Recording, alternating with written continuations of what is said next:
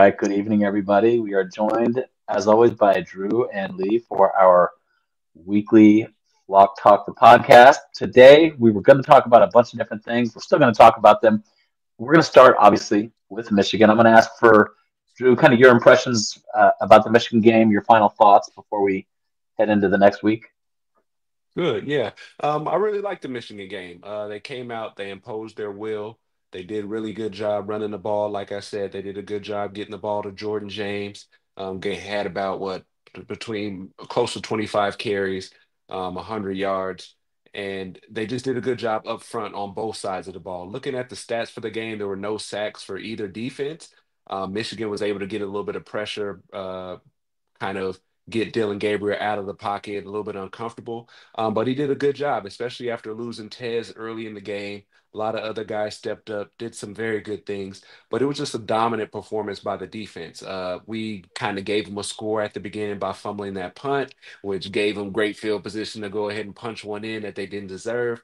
But outside of that, it was a good matchup. The thing I'm worried about the Ducks with, and the thing that causes me a little bit of concern, it's just how they come out for the second half. It might just be something that's happening over the last couple of weeks, maybe no big deal. But you would like to see in games like this, you would like to see them go down, score the touchdown or two at the beginning of the half, put the game away so other guys can get in a little bit quicker. But for this game, they had a field goal at the end of third, and they had that touchdown at the very end to kind of put the game away. So between this game and then also the last game, they just took too long in the second half for me to come out and kind of just put one in the end zone and move the game along.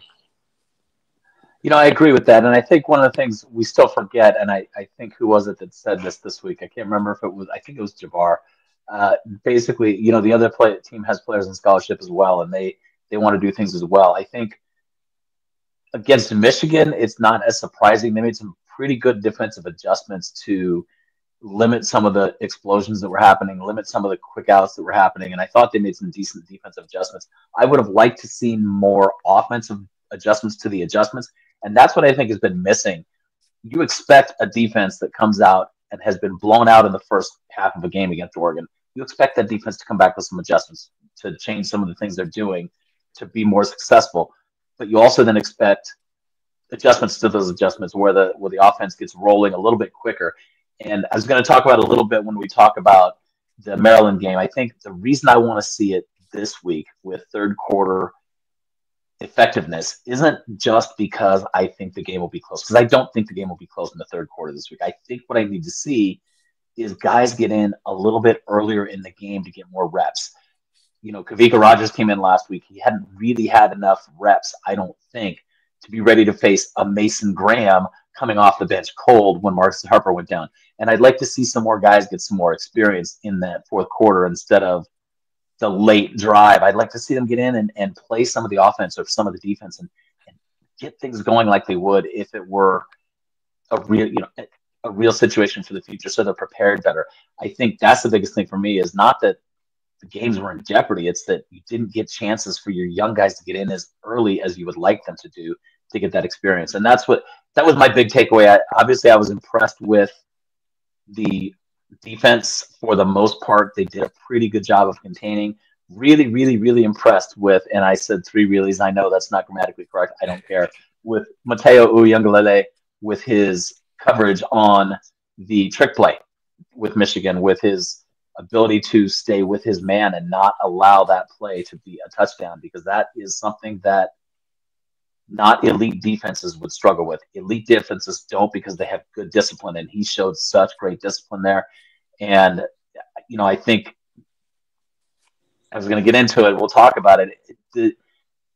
I want to talk about the Ohio State-Penn State game. And there's a reason for that, because I think Oregon is going to face Ohio State again. I do think Ohio State's better than Indiana. I do think they're going to get to the Big Ten championship game, and they're going to face them again. But what I saw Penn State do, they didn't do well enough to win, because they went away from what was working, and that was attacking Donovan Jackson. They did it with, I believe, Abdul Carter 3 times in a row, and they got 3 stops in a row, and then they went away from it. And I understand why. They probably don't have a second edge rusher that can be as effective, and they couldn't just keep doing the same thing over and over again. Oregon doesn't have that problem. So Donovan Jackson, who is a converted guard and is really good as a guard, right? He's a starter. He's a good offensive lineman. Is he a left tackle at this level? Maybe by the time he plays Oregon, he'll have gotten his footwork down and he'll be better at protecting the blind side.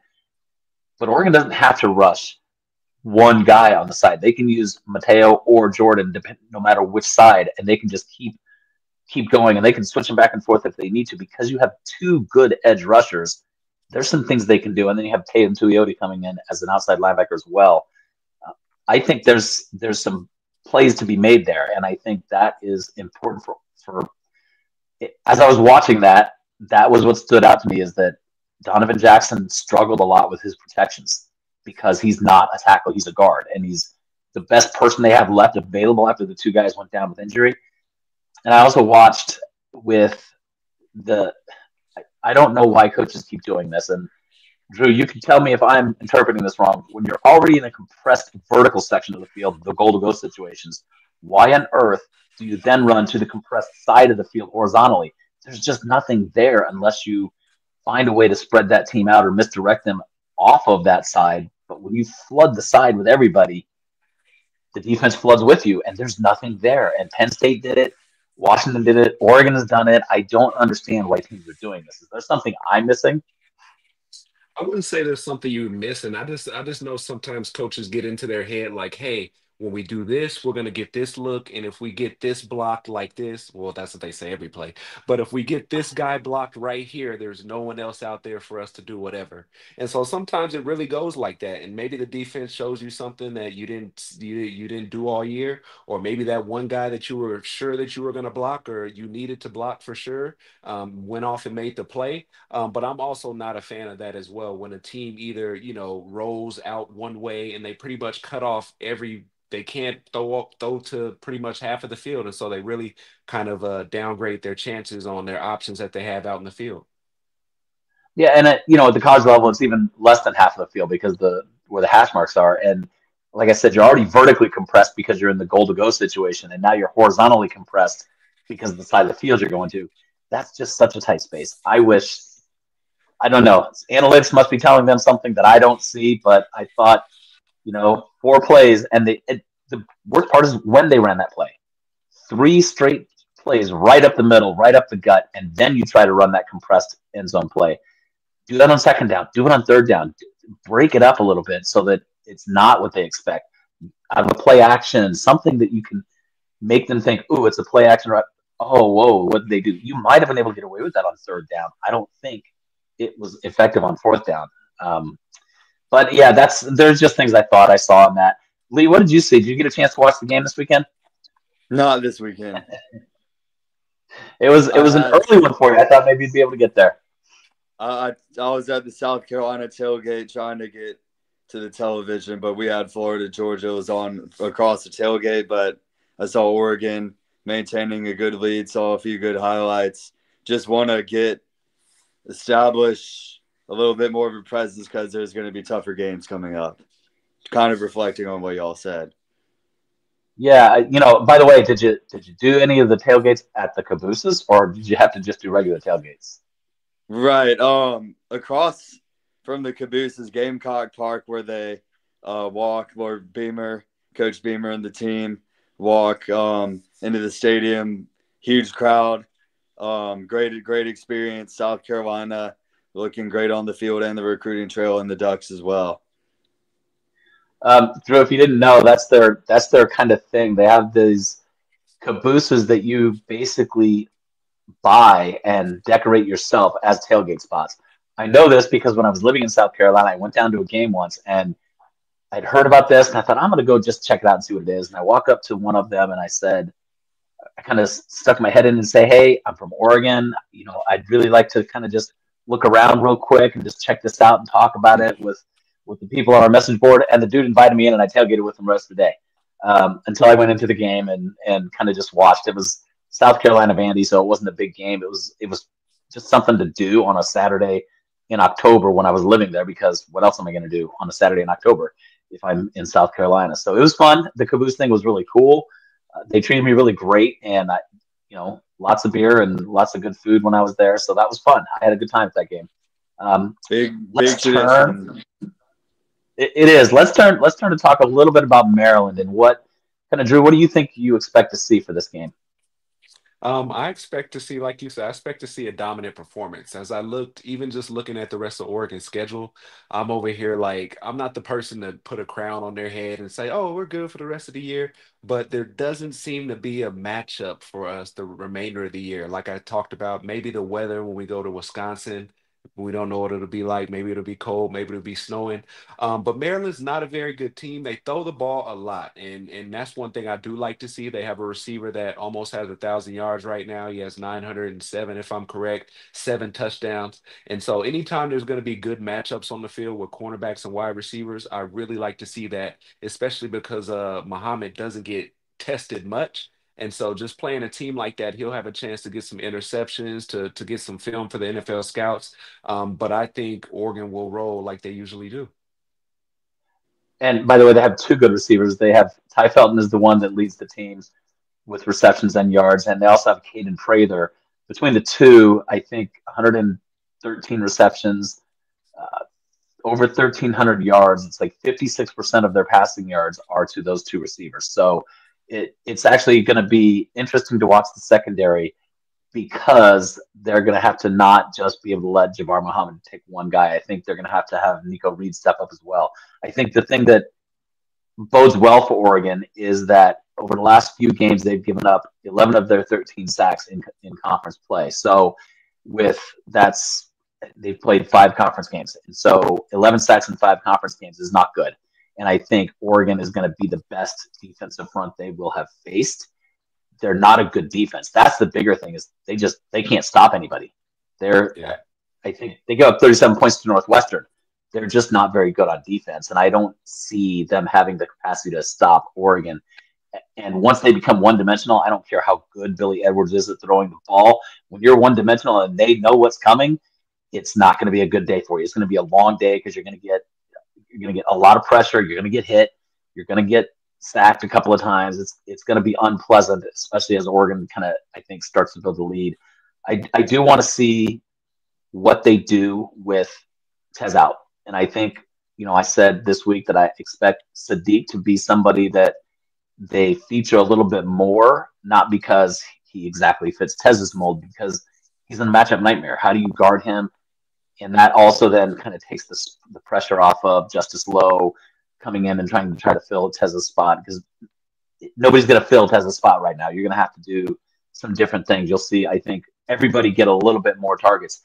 But the comfort zone of those check down guys, I think that's where Dylan's gonna look at is Terrence Ferguson, Kenyon Sadiq. Those are good check down guys, and he'll take his shots downfield to Evan Stewart and Trayshawn Holden, and he'll try to get some shots just as low. I think it's going to be interesting to watch that, and I also want to see how Kavika does this week against a defensive line that one isn't as good, but two, now that he has a full week to prepare as the starter. I know he said this week in interviews that he always prepares as if he's going to start, and that's a good thing to say. I don't know how true it is. You know you're not the starter. You know you need to be ready to go in at any point, but I think it's different when you are getting every first team rep all week long than when you're getting mostly second team reps and a few first team reps, because things change. Communication changes, snap cadence count changes when you're working with Novosad versus Gabriel.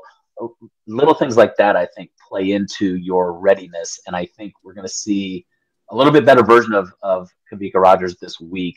It's also good to see Dave Yuli's back, and we'll see if he gets any playing time. I know he was on the field last week. He didn't get any snaps, but I think that's a good sign for depth, especially since I'm not sure when Matt Bedford's coming back. I think Harper, I'm guessing that it's probably in the conference championship game along with Tez.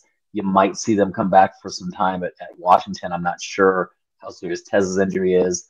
I don't expect Marcus Harper to play this week or next. And then you got the bye week and then Washington. So I think there's also probably no reason to play either one of those guys until you get to the conference championship game. I agree. Lee, what you got on your thoughts for this week? Have you had a chance to kind of look at Marin a little bit? They're on your side of the country, so I'm thinking you might have at least seen something from them. Probably another strong Ducks performance. Maryland good on offense, not good on defense. But how are they going to continue momentum with a strong Oregon defense? I think 55-14 type game. Ooh. Wow, higher than I went 42-17. I went straight Vegas. Vegas has a 25-point spread, and they have it as I think 59 over under 59 and a half. So I go straight Vegas on this one just so that I can be comfortable with my thoughts. It's so hard to predict 50 plus points against any conference opponent unless I mean they didn't score 50 against Purdue, so it's really difficult for me to project that yet. I think they're probably going to jump out to a pretty good halftime lead and then coast like normal. I think you might see that late score. It could have been a 42-10 late, and I think you see Maryland keep pushing, trying to get some points late to get to that 42-17. I don't think they can't run the ball at all, and so I think they average like 119 a game, but that's not a good run attack as in this conference. And I think you're going to see Maryland be one-dimensional from a very early part of the game, and that is what they do, but they haven't done it against the likes of Oregon yet. So I think that's going to be a real challenge for them. Now, I did want to talk some recruiting. I'm going to kind of put this up here just because I can. The Ducks were supposed to have a big visitor this weekend, so we'll show them here. Lincoln Cure was supposed to be in town this weekend. He had his flight scheduled. He was going to be driving to the airport in Denver tomorrow, and weather has now canceled that. So he is not going to be in town this weekend. The interstate is closed, so he can't even drive to the airport. He lives in a place called Goodland, Kansas. That is about 20 miles east of the Colorado border. So his flight plan is out of Denver. I was originally, and I'm going to go ahead and do it anyway and say, so if people don't know who Lincoln Cure is, and we'll go a little bit deeper into what's happened here. Oregon had a tight end commit from the number 3 tight end in the nation, Desan Brame. He committed on June 29th. The Ducks were also at the same time recruiting Lincoln Cure. They really like him. He's the number 2 rated tight end in the country. He's the number 47 overall player in the nation. 4-star guy, 5.9 rating. Really, really elite guy. And he's the kind of tight end, 6'6", 220, 230. He's going to be a guy like a Kenyon Sadiq that's a Swiss Army knife. He can do things in a lot of ways. He's going to be able to beat you in a lot of ways. And I think what then happened is Desan Brame, about 3 weeks later, it became clear he was going to decommit from Oregon. And Lincoln Cure had already committed to Kansas State on July 1st. But the Ducks never stopped recruiting him. And that's something that people need to know. It's not that they suddenly said, oh, gosh, we need another tight end. They didn't stop recruiting him even after Desan Brame had committed, because we know how these things go. Recruiting changes all the time. And so over the last few months, they've continued to talk to him, wanted to get him back out of here for another visit. And this was supposed to be it. This was going to be the visit. I don't think that's a guarantee of a flip. Even if he visits this weekend, it doesn't mean he's going to flip. It just means that what he's seeing from Oregon, both from the coaching contacts and from what they're doing on the field with tight ends, is something that appeals to him. So what I'm going to do actually is I want to show, we're going to look a little bit at, and Drew, you can look at this. I don't know if you've seen any of his highlights, but we're going to look at his highlights, and I'm going to pull up the video here for him.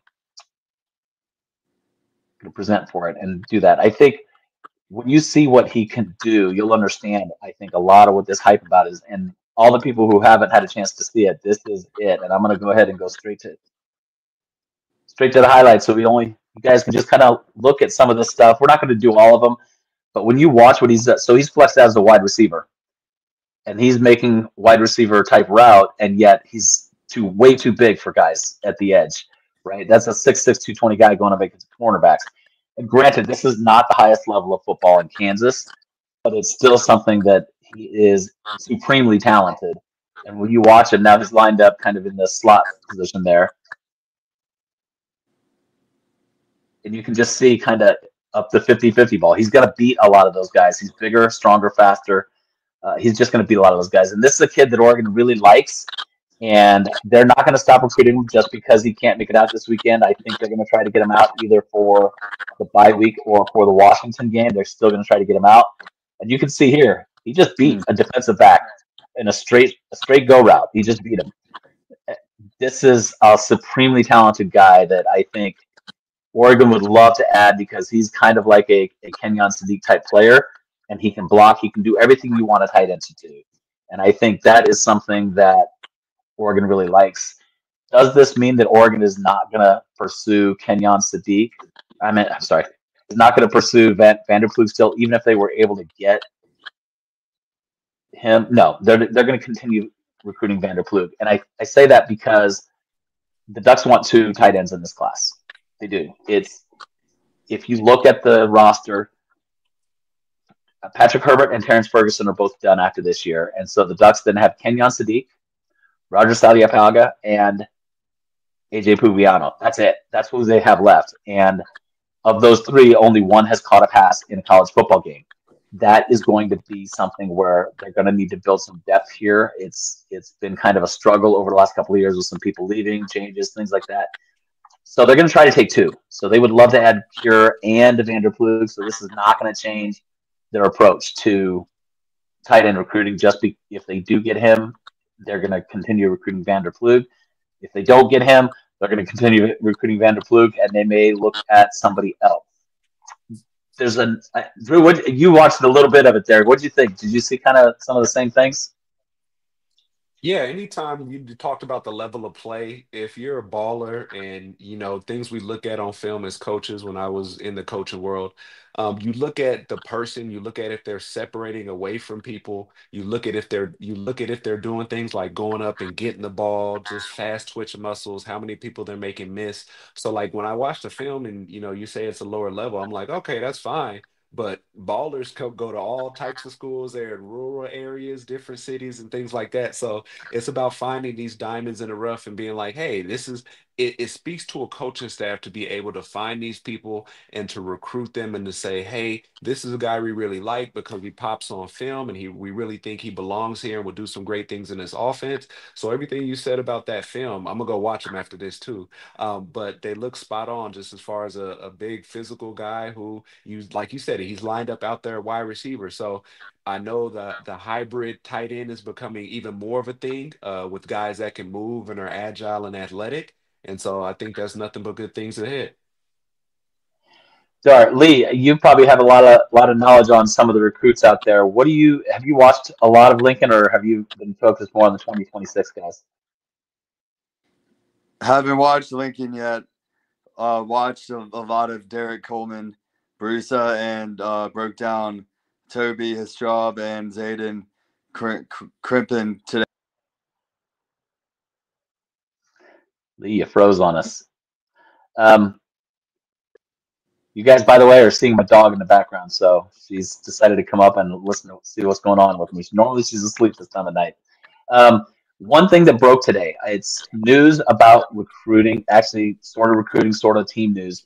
I think you're going to see other conferences do this. I don't know if you saw it, Drew. The SEC came out today, and Lee, this will be important for recruiting too. The SEC came out today and said that with the new 105 men's total roster limit, they're still going to have an 85 scholarship limit, and the other 20 are supposed to be walk-ons. Now, we know in this day and age that you cannot deny a walk-on player NIL opportunity. So we know that the elite schools are still going to be paying their walk-ons NIL funding, getting them a bunch of academic scholarships, and they're not really going to be paying their own way, but they can't be on a financial aid agreement. It'll have to just be NIL and or scholarships from academic side. I think that's the way to go. It's the way to try to minimize some schools buying 105 players while other schools can barely afford the 85. I like the concept of also having the concept of walk-ons, guys that, hey, they're the Bryce Betchers of the world or other guys like that that weren't part of the team as a scholarship player but come in and prove themselves in practice and earn their way into a scholarship. I like that. I'm glad the SEC did it. I really, really hope that the Big Ten, the Big 12, and the ACC follow suit because I think that's the way to make sure that everybody within those conferences can at least try to stay competitive and on the same playing field with the player count. Because if you have some schools doling out 105 scholarships and some doing 85, you know what's going to happen. It's going to be like the old days when teams stockpiled talent, and that's what happened before you had scholarship limits, and I think it's a good thing that we went away from that, and I think it's a good thing that the SEC is doing. I don't know if you saw that, Drew. That was the news today, so that was just one of those things I wanted to get your thoughts on as well. No problem. I didn't hear about that actually, but I also it's funny, that just like you said, schools and coaches will try to find a way around it. They will find some loophole that still allows them to pay whatever player or pull from this fund or whatever it might be. But it's good that they're actually thinking about that kind of stuff. They're trying to keep somewhat the parity of it, but we also know just with NIL in general, there's been schools competing that usually wouldn't be able to based on NIL and based on the talent that they can cultivate and recruit. So I think it's a good thing. There's always going to be coaches that try to figure out that loophole and try to play by the rules by exactly playing by the rules. But I think it's a good thing for football. It is. And Lee, I think that brings me to Evan Stewart in your neck of the woods. There was some reports about what they're negotiating for his second year, because obviously that guy he could probably be playing in the NFL right now and getting minutes. He's that good. Oh, Dylan? Yeah, and Dylan is really that good. And there's talk about, and what I like about what I heard about the way they're negotiating with him today is they didn't pay him $10 million up front. And they didn't say, we're going to give you X amount per year. They basically said a 1 year at a time, because we don't know how you're going to do the first year.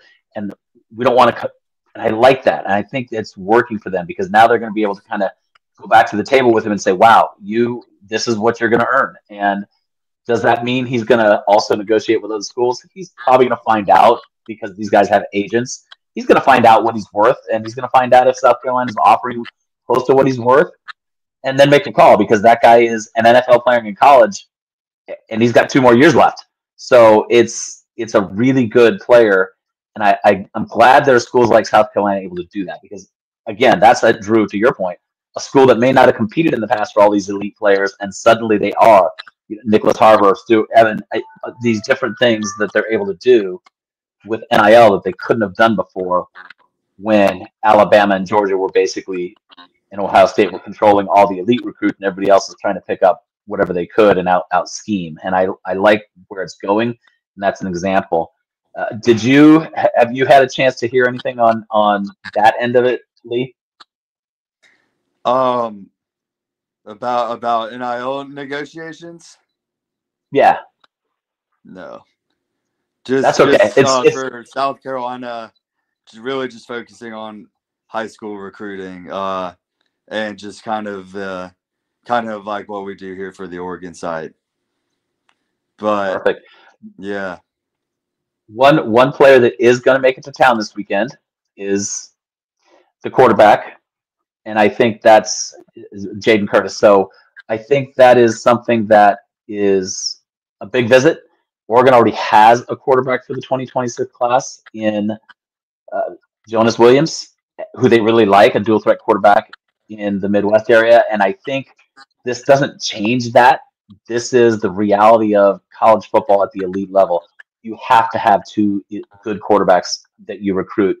And the reason for that is simple. What happens if one doesn't progress like you want him to? You don't want to have to go to the portal every year to find your quarterback. You don't want to recruit one quarterback for the class and he doesn't make the progress you expect him to make, so that by the time he's supposed to be the starter, you don't have anybody to be the starter and have to go back to the portal. So getting 2 quarterbacks in a class, I think, is going to become the norm. Are you going to be able to both get 2 5-stars? Probably not. But I think you're looking at getting him and getting Jonas Williams. Those are 2 elite quarterbacks, and the chances you're going to miss on both are less. And I like that. I know he's in Tennessee. I don't know if you have had a chance to do some more digging on him, Lee.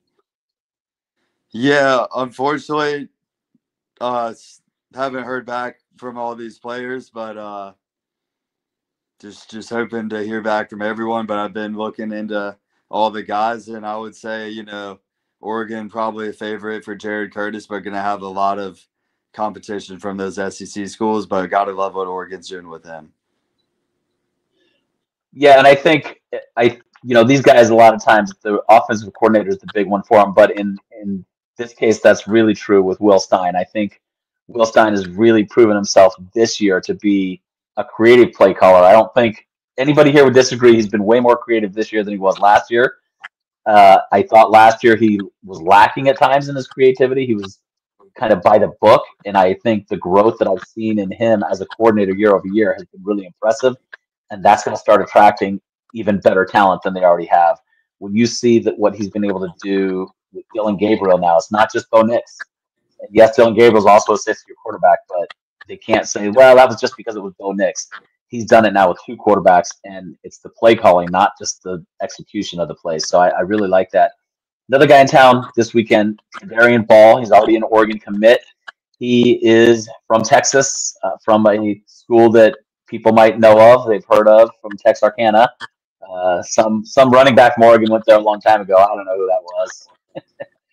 LaMichael James already knows him and likes him, and I think he's a really, really good running back, and I'm really excited about seeing what he can do. He's going to be back on campus. He's done some other visits, even though he's already committed. But I think it's good that Oregon's getting him back on campus during this season, trying to make sure that they keep that strong relationship. Show him everything Oregon has to offer. Show him the game day experience again. Let him see what it's like to be there on a night game. Because yeah, it's November. It's going to get dark early. The lights are going to be on earlier than normal, and fans are going to be fans, and students are going to be students, and it's going to be pretty crazy on a Saturday night. It starts at 4. By the time you get to the second half, it's dark, and that creates this whole different environment that is fun to play in. And it's supposed to be decent weather this weekend. It's supposed to be mid-50s and no rain in Eugene. I will say this: it was 65 and sunny here today in Portland, so I don't complain about a November day that's 65 and sunny. So that's kind of my thoughts on recruiting for the week. I don't have there's not a ton of visits this week. It's one of those slower weeks because one, good teams players are in the playoffs, and so they're not flying out on a Friday night. They'd have to fly out on a Saturday, and that kind of compresses their time zone. And two, it's just not one of those games that is going to attract as much attention from recruits. I think you're going to see that with Washington. And I know that on the 23rd, it's a bye week for Oregon, but Jakeem Stewart is going to be in town, as well as Brandon Arrington. And that is a true business trip. Not in the bad way. It's not a game. He's coming in to really go over the plan. It's not just, hey, let's see the facilities, let's see the game atmosphere like he did for Ohio State. He's coming to see the plan. What is the plan from Oregon, and what are they going to do for him on, off the field, those types of things. And it's the nitty-gritty part of it. And I think same with Brandon Arrington. Arrington's a long shot, I think, in this case, just because of other ties. But I think I see the 23rd being an important weekend for those kind of players that really want to come in and have a discussion about something more in depth and not get lost in the shuffle during a recruiting weekend. But I do expect the 30th to be another big recruiting weekend just because it's a rivalry game. You want your recruits in town for a rivalry game because everything that you saw against Ohio State is just as amped up for a rivalry game. And as much as people may have also considered Oregon State a rivalry, you know it, I know it. The Oregon-Washington rivalry is real. There's a reason that Kenny Wheaton is still celebrated everywhere because he helped beat Washington and turn the program around against a team that was arrogant towards Oregon, a team that once denied Oregon a spot in the Rose Bowl just because they could by voting for Cal. There's some animosity there. That there's a reason that the animosity exists. It's not just because they're in a different state, but there's a reason and there's a lot behind it. And I think getting recruits out for a game like that is really cool and big, and it's going to be fun. I think this weekend is going to be a chance for Oregon to say to the rest of the world, because I saw it again today. Somebody saying, can Oregon stay focused for a game against a team where they're 3 touchdown favorites? You mean like they did when they went to Purdue and shut out Purdue? You mean like they did when they dominated Illinois? The narrative out there, people are still waiting for Oregon to mess up. I don't see it. I don't see Dan Lanning letting this team lose focus. Drew, did you get a chance to watch the us versus them this week? I didn't. So if you didn't, and the fans some of them have already seen it, they used the Gladiator movie as the theme for the week, talking about. So when you heard, I think probably people heard the quote, "Warriors control the arena, not the spectators." That's what Dan Lanning said to a reporter during the game and after the game. And it came out that they had watched Gladiator, and the thumbs down was a part of reference to that movie. Because of, it's thumbs down. It's we've decided that no mercy. They could have said Cobra Kai stuff as well. No mercy, no mercy. What didn't get talked about much here yet, and we'll talk about it. This is probably the last thing I'll discuss today, and I'll get you guys' thoughts on this. Near the end of the game, Dan Lanning called a timeout. The reason he did it, and it came out on the Ducks versus Them episode, the reason he called that timeout near the end of the game was to tell the players something he'd already told them during the week. He said, I'm going to call a timeout, and you guys, I want you to look up at the stands and watch their fans leaving. I want you to celebrate that feeling of watching you empty the arena for them. You control the arena, not them. And so he did. He called a timeout, and he told them to look around, and they did. And you see them looking around and understanding that they controlled that arena that day, not the 110,000 people that were there. Whether I liked it or not is not relevant. It was a really good moment, and it's the proof to me that Dan Lanning isn't going to let this team lose focus just because it's Maryland. And I'll let you guys kind of share your thoughts, parting thoughts on that. I will say that when you have a coach is a motivator. They do X's and O's and everything like that. But a good coach keeps you motivated week in and week out, practice from day to day up to the game. And it's very hard when you're when you're number one ranked team in the nation, or when you're ranked really high, you have a bullseye on your back the whole time. So you're always trying to find that edge or that motivation to tell your players to keep them on their toes. And I think Dan Lanning does a good job of that. From just me being on the outside looking in, like you said, from week to week, there's a theme. There's always something he's talking about, but he seems to me like a player's coach, and players love to play for a coach like that, who's fun, energetic, and also knows their stuff. So shout out to Dan Lanning for doing a great job keeping those guys motivated. And honestly, this is one of the best Oregon teams I've seen in my young natural life. I agree with that. And I'm not as young, so I was there for the 94. In fact, I graduated from Oregon in 94, so I was there for all that. Lee, what do you think? You Yeah, like that motivation technique? I mean, I've been hearing all sorts of things about Lanning. Yeah, I find that story quite crazy itself, and this is just another example of Lanning and the message and the culture that he's building at Oregon. And that's just one small example. There's many more things that he does with this team and these players, and the message that he sends to these recruits. And he's culture is one thing, but also instilling that defense, that physical defense, is I think the one thing the Ducks were missing in the past, and that's what they've got now with Lanning. I guess the last thing I'll end on, and I don't know if you noticed the play, Drew, the punt, where they had the offsides, or it's illegal formation penalty on the defense. That was specifically designed because they had a feeling that if you put the team out there in that lineup, they would line up wrong, because a lot of players don't know that it doesn't matter if you have only the long snapper in the center of the field and everybody else out wide. You still can't line up head over head with the long snapper. It's not about whether you hit him or not. It's about where you lined up. It's no different than an offensive lineman being in the backfield. That's an illegal formation, irrespective of whether he actually goes out for a pass or does anything else with it. The formation itself is the penalty. Dan Lanning knew and called that particular punt on that particular play because that play was important. That 5 yards was the difference between giving the ball back to Michigan in good field position and getting a first down and going down and getting a field goal, which then extended the lead to 31-17, which changed the complexion of the way the rest of the game played out. That was a brilliant coaching call. That wasn't an accident. That wasn't, oh, we got lucky that they lined up wrong. That was, they will line up wrong if we put this formation out there. We're going to do this now because this is the time that it matters. Are other teams going to figure that out? Of course they are. And our defense is going to be better tuned to that knowledge of the rule book? Yes. But in the moment, again, it's another rule. And this one, you can't even call it cheating. You lined up, they lined up wrong. That's their fault. It's their fault if they don't know the rules better. And I thought any of the compromise or any of the questioning I had of Dan Lanning last year was always over decision making, play calling.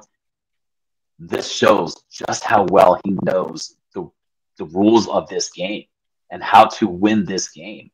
He may make some fourth down decisions that don't work, but he knows what he's doing. Anybody that questions his ability to call plays on a game day, we're wrong. He knows what he's doing. And this, to me, this play was more brilliant than the Ohio State play.